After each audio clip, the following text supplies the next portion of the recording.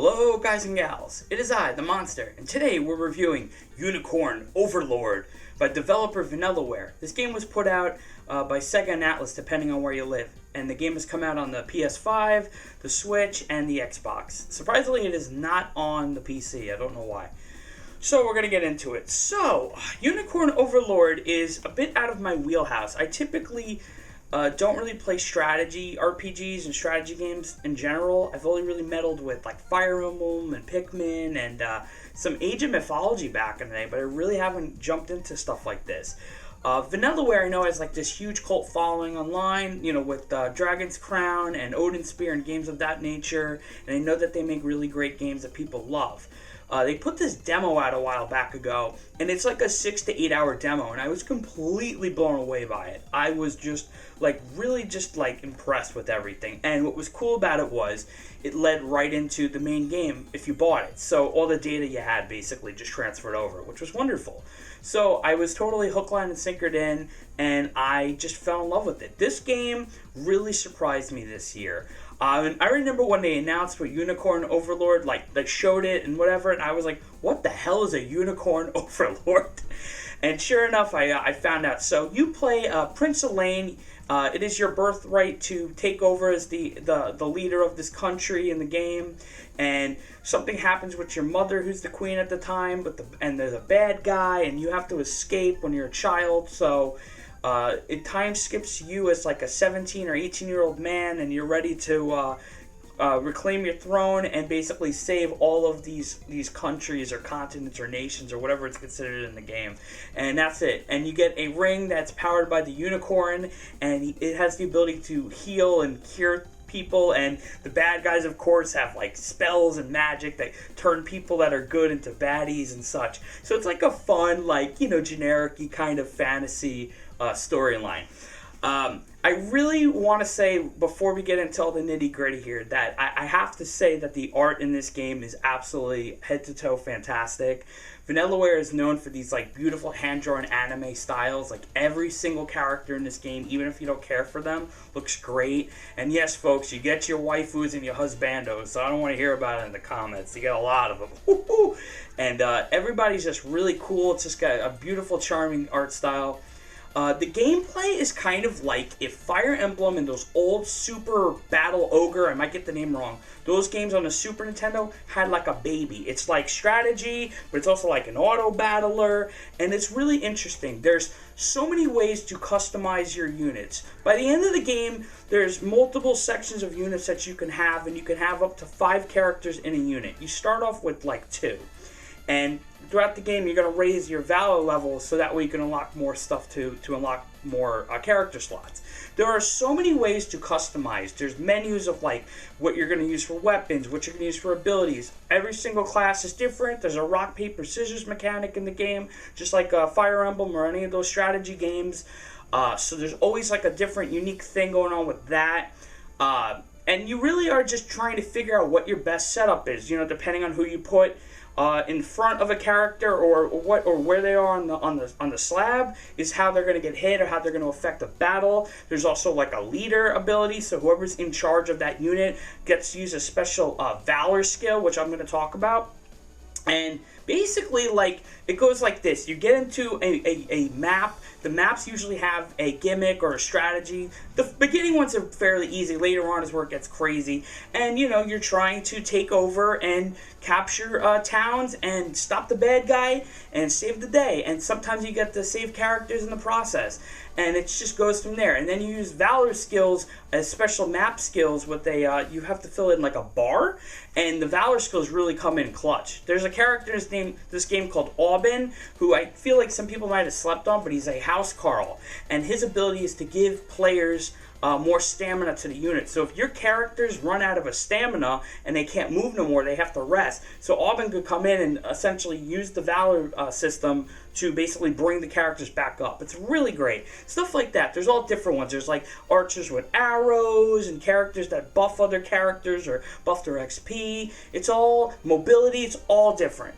The thing that really surprised me about this game, that caught me off guard, was the map is so fun. Like, it feels like another game. You play like a little version of a lane, and you're going around the maps, and there's all different things to do. There's liberations, you could save towns, you could give them materials that you find on the map to make them better and improve them. You'll unlock ships, you could go find secrets, you get mining games, you get trials to earn experience, you get to find treasure maps, there's so much going on. You're unlocking characters constantly. There's over 60 heroes in this game, so there's a lot. And of course you have the main story, so there's just a lot of quests, a lot of side stuff to do. It is fun. Like, I would catch myself trying 100% maps. I put in I want to say over 70 hours until I beat this game. And I know you could do it much quicker, but I was just having so much fun doing all the extra side stuff that I was just like getting lost in it, I think that the story, for the most part, is fine. I don't think it's going to blow you away.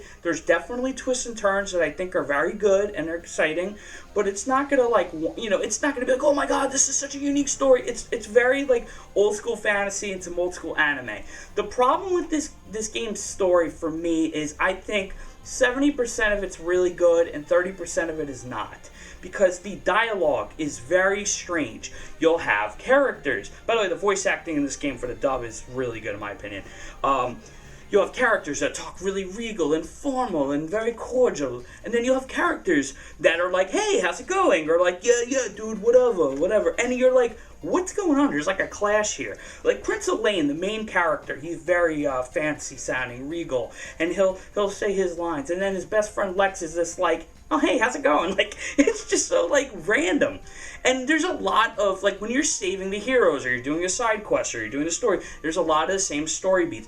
And these characters love to talk and talk and talk. You'll get one guy to talk, then another guy, then a lackey, then someone else shows up. And a lot of the time, it comes off a little repetitious. So I'm just being honest, I think the story's awesome. Like, it's not, again, not, like, the greatest thing you'll ever play. It's fine, but the dialogue, I think they have to really look at in the future if they ever want to do another game. Also, I have to get this off my chest. There's like a land that you go to that's dedicated. There's different lands, but there's one that's like an elf land that I swear like they ripped off World of Warcraft. There's like a tree and everything, and I don't know what it is. I wanted to be excited about the elves, but they were so freaking boring. They were just so boring. I had to keep going. They're like, oh, we missed you so much. We got separated. Let's have tea and eat crumpets. And I'm just like, dude, we got a world to save. I don't got time for this crap. And it was annoying. The only elf I liked in that zone was the halfling, who half human, half elf. Everybody hated her. I thought she was awesome. And so, yeah, you're going through this map, you're going through all these different continents, you're doing the battles, you're having fun, you're constantly unlocking characters. Some characters are cool, some are like whatevers that they just kind of threw at you, and some of them even jump into the storyline. So definitely try everybody out, try to check all the different classes out. The class system is really interesting because there's so many great ones, but there's also a ton of iterations of the same thing. So you'll get characters like a gladiator, and then you'll unlock like a bestial guy who's basically like the animal version of a gladiator, and it'll be the same class under a different name. Or there's advanced classes where you can upgrade your characters to higher classes. So it kind of repeats on itself a little. I hope that they look at things like that. And I'm just going to say it, I think the Thief is really strong. The Thief gets countered by like sword fighters and I think archers, and a lot of the time you don't always see those classes and units, and the Thief will just steamroll you sometimes. The game will tell you if you're going to kick someone's butt or not in one shot. So it's a good thing obviously when you're about to win a fight and you move on, but it's a bad thing if you're just getting your butt kicked in one shot. Now, I don't know if I mentioned this, but the auto battle thing is really cool because then when you're in the gameplay, you could, if you're just like, this is taking forever because they are just automatically fighting and doing whatever you put in the menu, the map system, the layout, I don't know what I'm saying. Basically, you could just hit the skip button and kind of fast forward it. So again, it's got a really good balance of like this really high depth like stuff that you strategy and techniques and things that you like, and then there's also like this thing where you're just like, all right, screw it, I'm gonna go into like auto mode. So it's really fun.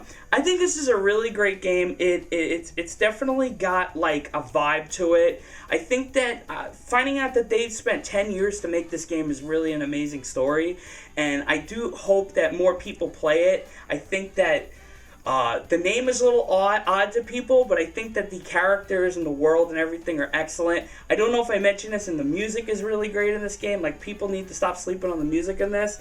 And yeah, I just think that more people should check it out. It's awesome, And it's really surprised me. It's one of my favorite games of the year so far. So anyways, in the comments below, tell me what you think. Have you played this game? Have you tried the demo out? Try the demo out. What are you playing right now? And that's it. Like, comment, subscribe, please. Thank you. And share it. Do what you got to do. And I appreciate you so much. Thank you, thank you. And tell me if you like this lighting setup, because it's kind of killing my eyes right now. All right, guys, take it easy. Peace out. Go play some strategy RPGs. Unicorn Overlord.